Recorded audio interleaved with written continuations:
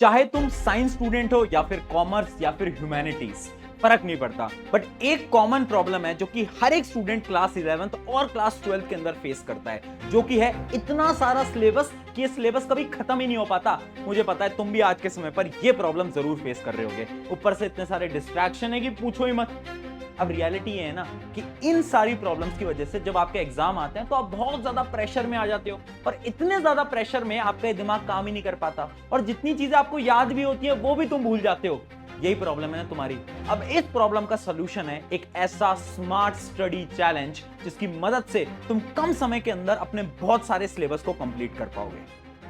तो hi everyone, मैं हूं आप सभी का अपना प्रशांत भैया, और आज मैं तुम्हारे लिए लेकर आया हूं एक ऐसा स्मार्ट स्टडी चैलेंज जिसकी मदद से तुम्हारी ये जो प्रिपरेशन आज के समय पर एकदम घूम चुकी है।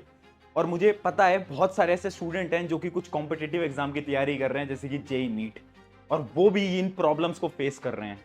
टाइम बहुत कम बचा है, मुझे पता है। और ऊपर से ये इतनी सारी प्रॉब्लम लिखी हुई है ना, जैसे कि सिलेबस हो गया overload, lack of proper strategy, समझ नहीं आता कौन सा टॉपिक कब स्टार्ट करना है, स्कूल में कुछ और चलता है, कोचिंग में कुछ और चलता है, बिल्कुल प्रॉब्लम है। उसके साथ साथ डिस्ट्रैक्शन तो इतने हो गए ना आज के समय पर कि पूछो ही मत। फिर फोकस एंड कंसिस्टेंसी इशू, यानी फोकस नहीं लग पाता है और कंसिस्टेंसी तो बन ही नहीं पाती है। टाइम टेबल बनाते हैं, शेड्यूल बनाते हैं, बट 2-3 दिन चलाता है और उसके बाद फॉलो ही नहीं कर पाते। उसके साथ साथ प्रेशर आ गया है बोर्ड एग्जाम का स्पेशली, और कुछ स्टूडेंट्स हैं जिनके पास कंपटीशन एग्जाम का भी प्रेशर है। उसके साथ साथ टाइम मैनेज करने का तो बिल्कुल ही मन नहीं करता, समझ ही नहीं आता आखिर कैसे हो पाएगा। अरे रुक जा यार, मुझे पता है तुम्हारी प्रॉब्लम है, बट एक ऐसा चैलेंज है जिसकी मदद से सारी प्रॉब्लम खत्म हो सकती है। बट उस चैलेंज को तुम्हें एक्सेप्ट करना पड़ेगा, लेना पड़ेगा, मेहनत करनी पड़ेगी। बिना मेहनत के तो कुछ नहीं मिलता। और ये जो चैलेंज है ना, ये मैंने अपने टाइम पे, जब मैं तुम्हारी एज में था, मैं कोचिंग के अंदर था, तो ये चैलेंज मैंने अपने लिए बनाया था, जिसकी मदद से मेरी बहुत मदद हुई थी। अब इस चैलेंज के ना 5 स्टेप्स होते हैं, एक एक करके आपको सारे स्टेप बताता हूं। पहला स्टेप नंबर 1, पढ़ना कैसे है। पढ़ना है हमें एक 80-20 रूल से। मैं भी तुम्हारी तरह स्टूडेंट था जिसका बहुत सारा सिलेबस बचा हुआ था। अब मुझे करना था कम बैक। कैसे करूंगा कम बैक, क्योंकि इतना सारा सिलेबस क्या मैं सब कुछ पढ़ लूंगा, पॉसिबल ही नहीं है। हाँ 10th तक ये पॉसिबल होता है, 11th-12th में जाके बिल्कुल पॉसिबल नहीं है, कितना ही ट्राई कर लो। तो मैंने क्या सोचा, मैंने ये देखा कि यार कौन कौन से ऐसे टॉपिक हैं जो कि इंपॉर्टेंट है, क्योंकि जो इंपॉर्टेंट टॉपिक है ना उन्हीं से 80% सिलेबस आ रहा होता है। ये रियलिटी है, चाहे किसी भी कॉम्पिटिटिव एग्जाम की बात करो, इवन बोर्ड एग्जाम की बात करो, स्कूल एग्जाम की बात करो। तो मैंने क्या करा, मैंने 3 जोन बनाए, red zone, blue zone, green zone. Red zone में मैंने वो सारे टॉपिक्स लिख दिए जो कि बहुत ज्यादा इंपॉर्टेंट है। कैसे पता करें, मैंने पास्ट ईयर के पेपर्स को देखकर। तो इसके अंदर मैंने वो सारे के सारे टॉपिक्स लिख दिए। फिर ग्रीन जोन वो वाला सेक्शन है जिसके अंदर थोड़े कम इंपॉर्टेंट टॉपिक हैं, यानी इनके सवाल आते तो हैं बट कम आते हैं। और लास्ट आया ग्रीन जोन, जिनके सवाल मुझे बहुत ही कम देखने को मिले। अब पता है, जब मैंने डिवाइड करा तो मुझे यह पता चला, रेड जोन के टॉपिक्स थे 20%, ठीक है, ब्लू जोन के टॉपिक्स थे 40%, और बचे हुए 40% ग्रीन जोन के टॉपिक्स थे। तो मैंने क्या करा, ये जो ग्रीन जोन के 40% टॉपिक्स हैं, इनको तो अपनी जिंदगी से हटा ही दिया, क्योंकि इनका कोई काम नहीं है मेरे पास, ना मेरे पास इतना टाइम था। तो यानी सिर्फ और सिर्फ मेरा 60% सिलेबस बचा। तुम्हें भी ये करना है। सबसे पहले तुम्हें फोकस करना है इन 20% टॉपिक्स के ऊपर। उसके बाद तुम्हें इस ब्लू वाली लाइन को स्टार्ट करना है। ठीक है, जितना टाइम है उसके अकॉर्डिंग तुम्हें प्लान करना है, और अगर बहुत टाइम है तो ये तीनों भी कर सकते हो, कोई दिक्कत वाली बात नहीं है। अब कैसे पढ़ना है, तो मैंने क्या करा, मैंने अपने दिन को 3 भाग में तोड़ दिया, क्योंकि यार देखो एक इंसान 2-3 घंटे से ज्यादा पढ़ नहीं पाता है, रियलिटी है, कॉन्टिन्यूसली, है ना। तो मैंने अपने दिन को 3 पार्ट में तोड़ दिया, 2 घंटे 2 घंटे 2 घंटे। अब अगर तुम स्कूल भी जाते हो, कोचिंग भी जाते हो, सेल्फ स्टडी का टाइम ही नहीं मिलता, तो एटलीस्ट 3 घंटे तो निकालने पड़ेंगे। तो तुम अपने दिन को 1 घंटे, 1 घंटे और 1 घंटे के अंदर भी तोड़ सकते हो, जैसे तुम्हारी मर्जी है, बट टाइम निकालना पड़ेगा यार। अगर तुम किसी एग्जाम, कॉम्पिटिटिव एग्जाम की तैयारी कर रहे हो तो 6 घंटे पढ़ना पड़ता है। मेरे कोचिंग के टाइम पे ना, जब मेरे टीचर मुझसे 11th में बोला करते थे कि 6 घंटे पढ़ना पड़ेगा, मैं हंसता था, बट 12th क्लास में आके मैं ही पढ़ रहा था 6 घंटे। ये बहुत बड़ी रियलिटी है। तो शायद बाद में समझ आता है, बट तुम्हें आज समझ आता है, बहुत इंपॉर्टेंट है। तो अब देखो, ये जो 2 घंटे हैं, ये 2 घंटे वो वाला टाइम होता है जब मैं बहुत ज्यादा प्रोडक्टिव होता था। जैसे कि कुछ लोगों के लिए सुबह हो सकता है, मेरे लिए पर्सनली वो रात का टाइम होता था। तो जो रात के 2 घंटे होते थे, इसमें मैं क्या करता था, मैं अपने वो टॉपिक्स उठाता था जो कि मुझे बिल्कुल पसंद नहीं थे, जैसे कि स्पेशली वो जो थ्योरी वाले सब्जेक्ट नहीं होते, वो मैं इसमें क्या करता था, वो मैं इस समय पर कर रहा होता था। ठीक है, तो जो तुम्हारा सबसे प्रोडक्टिव टाइम है उसमें तुम वो करो जो कि तुम्हें बिल्कुल पसंद नहीं है, आराम से कर लोगे। उसके बाद ये बीच के 2 घंटे होते थे, दिन के 2 घंटे, इसमें मैं कोई भी चैप्टर उठा लेता था, कोई भी टॉपिक उठा लेता था। और ये 1-2 घंटे होते थे जो कि मुझे बिल्कुल भी पसंद नहीं होते थे। ये 2 घंटे वो हैं जब मुझे बहुत नींद आती है। इस समय पर मैं क्या करता था, इस समय पर मैं अपना फेवरेट सब्जेक्ट करता था। जैसे कि मेरे टाइम पे मेरा फेवरेट सब्जेक्ट फिजिक्स था, है ना, तो मैं फिजिक्स के न्यूमेरिकल सॉल्व करता था। तो जब मैं फिजिक्स के न्यूमेरिकल सॉल्व करता था मुझे बिल्कुल नींद नहीं आती थी। तुम्हारे लिए शायद वो मैथ्स हो सकता है, अकाउंटेंसी हो सकता है, जो भी तुम्हारी स्ट्रीम है उसके अकॉर्डिंग। पर ट्राई करना, ये जो नींद वाला टाइम होता है ना, इसमें तुम कुछ न्यूमेरिकल वाली चीजों को कर पाओ, क्योंकि अगर तुम वो करोगे ना तो तुम्हारे जो दिमाग है ये बंद नहीं होगा और तुम्हें नींद नहीं आएगी। तो ऐसे अपने दिन को 3 भाग के अंदर तुम्हें तोड़ना पड़ेगा, ठीक है। अगर ये कर लोगे तो बहुत सारी चीजें ऑटोमेटिकली सॉर्ट हो जाएंगी।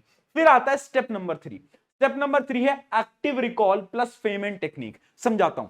अब प्रॉब्लम क्या होती थी ना कि मैं याद तो करता था बट मैं भूल जाता था, फिर मैं रिवीजन पर टाइम लगाता था। अब इससे ना मेरा बहुत सारा टाइम जा रहा था। तो मैंने क्या करा, मैंने एक ट्रिक देखी और मैंने उसको एग्जीक्यूट करा, उससे मेरी बहुत मदद हुई। मैं जैसे ही पढ़ रहा हूं, स्पेशली ये जो थ्योरी सब्जेक्ट्स होते हैं जैसे केमिस्ट्री, बायोलॉजी, ये सब, तो जैसे मैंने मान लो केमिस्ट्री का एक चैप्टर पढ़ा, अब मैंने अपनी किताब को बंद कर दिया। अब मैं सिर्फ और सिर्फ 10 मिनट अपने लगाऊंगा। उस 10 मिनट के अंदर मैं आंख बंद करूंगा और मैं इमेजिन करूंगा अभी तक मैंने क्या क्या पढ़ा। मैं अपने दिमाग के अंदर सब कुछ रिकॉल कराऊंगा। और अगर रिकॉल नहीं करवा पा रहे तो ऐसे समझो कि आप सामने आपको कोई बैठा है और आपको उसको पढ़ाना है, तो आप 10 मिनट के अंदर फटाफट वो सारी चीजें पढ़ा दो जो कि आपने अभी पढ़ी थी। अगर आप इतना कर लेते हो ना तो पता है क्या होता है, ये जो रिवीजन वाली प्रॉब्लम होती है खत्म हो जाती है। सिर्फ 10 मिनट हर स्टडी सेशन के बाद आपको 10 मिनट देने हैं। और इस 10 मिनट से पता है क्या होगा, आपके 3 से 4 घंटे बच जाएंगे। ये 3 से 4 घंटे कब बचते हैं, जब हम हफ्तों बाद, महीनों बाद जब हम रिवीजन करते हैं ना और हमें कुछ याद नहीं होता, तो हम पूरे के पूरे नोट्स पलटते हैं, वो सब करते हैं, वो हरकतें करना बंद हो जाएगी अगर तुमने ये 10 मिनट हर रोज दे लिए तो। मुझे पता है थोड़ा मुश्किल है, बट अगर ट्राई करोगे ना तो इससे बहुत मदद होती है। मैंने अपनी 12th में करा था, तुम आज से कर लोगे तो तुम्हारी बहुत मदद हो जाएगी। फिर आते हैं इसके स्टेप नंबर 4 पे। स्टेप नंबर 4 क्या है, स्मार्ट नोट्स मेकिंग। अब पता है क्या है कि मैंने ये देखा था कि कोचिंग के अंदर, स्कूल्स के अंदर बच्चे ना नोट्स बहुत सुंदर सुंदर तरीके से बनाते थे, टाइम वेस्ट करते थे। जब मैं कॉलेज में आया ना अपने, तो मुझे पता चला कि यार नोट्स बनाने की तो शायद उतनी जरूरत भी नहीं है। मैं समझाता हूं कैसे। मान लो मैं किसी का लेक्चर देख रहा हूं, मैं पढ़ रहा हूं, तो मैं अपने साथ में एक नोटबुक रखता था और उस नोटबुक पे जो भी मुझे इंपॉर्टेंट लग रहा है, जो मेरे लिए इंपॉर्टेंट है, वो मैं सारी चीजें कीवर्ड की फॉर्म में लिखता जाता था, यानी आसान भाषा के अंदर।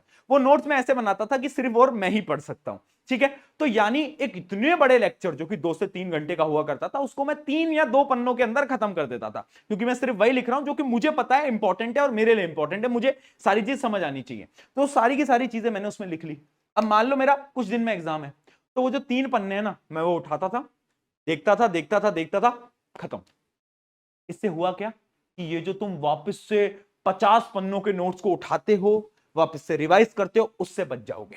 ये मैं उन स्टूडेंट्स के लिए नहीं बोल रहा हूं जो कि ट्यूशन वगैरह में जाते हैं। ट्यूशन वगैरह में जाते हो तो उधर तो तुम्हें पूरे नोट्स ही बनाने पड़ेंगे, वहां कुछ नहीं कर सकते। लेकिन मैं उन लोगों के लिए बोल रहा हूं जो कि मान लो कभी यूट्यूब पे आ रहे हैं पढ़ने के लिए, है ना, और उसमें भी 15-15, 20-20 पन्नों के नोट्स बना रहे हैं। कोई सेंस नहीं होता। लेक्चर देखकर नोट्स नहीं बनाए जाते, और बनाने तो ऐसे बनाने होते हैं, ठीक है, ऐसे नोट्स बनाए जाते हैं। बट हां, अगर तुम किसी कोचिंग में ही हो, पूरा डिटेल में पढ़ रहे हो, तो फिर तो आपको डिटेल वाले नोट्स बनाने पड़ेंगे, वो तो तुम्हें पता ही है। बट ये नोट्स अगर तुम बना लोगे, इससे बहुत आसान हो जाता है, ठीक है। और फाइनली एक चीज आ जाती है, वो क्या है, 5th रिवीजन हैक। अब भैया रिवाइज कैसे करना है, मान लो मेरा कल एग्जाम है, अब मुझे रिवाइज करना है, इतनी सारी चीजें रिवाइज ही नहीं हो पाती। प्रॉब्लम क्या है ना, प्रॉब्लम वही तुम्हारे नोट्स हैं। ये जो 50 पन्नों के नोट्स बनाए हैं, कैसे रिवाइज करोगे। तो इसका एक हैक तो ये है कि या तो तुम ये जो मैंने तुम्हें बताया ना 2 पेजर 3 पेजर ऐसे शॉर्ट नोट्स बना लो। और अगर ऐसे नहीं बना सकते, एक ट्रिक मैं बताता हूं, ये मैं फॉलो करता था, बट ये हर सब्जेक्ट के लिए एप्लीकेबल नहीं है, कुछ कुछ सब्जेक्ट्स में तुम कर सकते हो। क्या है, जैसे कि क्वेश्चन की मदद से रिवाइज करो।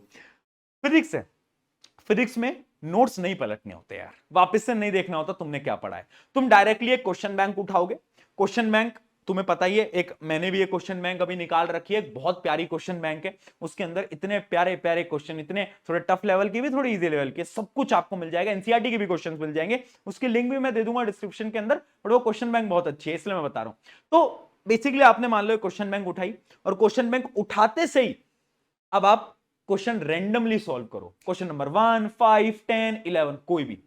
अब फिर आप देखो कि कौन कौन से क्वेश्चंस थे जो कि आपसे सॉल्व नहीं हो पाए। आपको पता चलेगा कि ठीक है, मैंने अपने 15 क्वेश्चन सॉल्व करे, उसमें से 3 नहीं हो पाए। अब वो 3 किस किस टॉपिक के थे।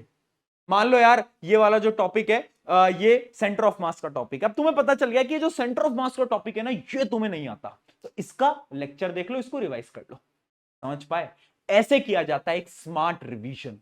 अगर ये 5 स्टेप तुमने फॉलो कर लिया, जितना भी टाइम तुम्हारे एग्जाम के लिए बचा है, मैं गारंटी से बता रहा हूं, ये एक ऐसी स्ट्रेटेजी है, बस अप्लाई करना पड़ेगा, मार्क्स आएंगे और शायद सिलेक्शन भी होगा। वो जो एग्जाम की तुम सोच रहे हो ना, कॉम्पिटिटिव एग्जाम, वो सपना तुम्हारा पूरा होगा।